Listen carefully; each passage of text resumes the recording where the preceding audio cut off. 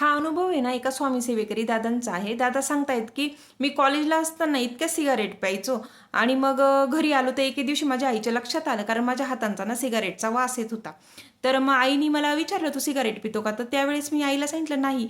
तर मग आई माझी स्वामी सेवेकरी होती आणि आईनी सांगितलं मला, "चल स्वामी समर्थ महाराज यांच्या फोटोवर तू हात ठेवून मला सांग, की तू सिगारेट पित नाही."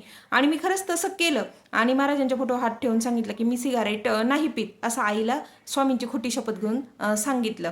आणि दुसऱ्या दिवशी असं झालं, की माझ्या घशात आहे ना पूर्ण बारीक बारीक फोड फोड फोड फोड आले आणि ते फोड इतके जास्त प्रमाणात होते, की आम्ही दवाखान्यात गेलो आणि 8 एक दिवस त्याच्यावर ट्रीटमेंट घेतली, तरी माझी म्हणजे घसा दुखणं जातच नव्हतं. मला काही अन्नही गिळता येत नव्हतं.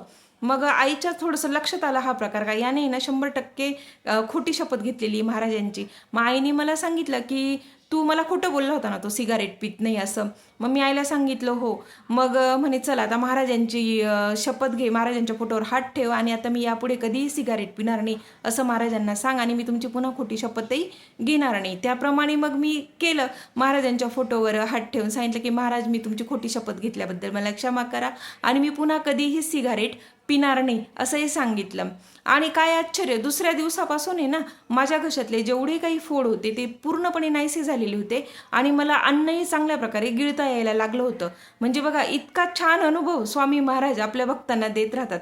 आणि त्या दिवसापासून आहे ना मी स्वामींवर खूप विश्वास ठेवायला लागलो आणि मीही स्वामी सेवेकरी होऊन गेलो. तर असे आपले स्वामी महाराज आपल्याला अनुभव देत असतात.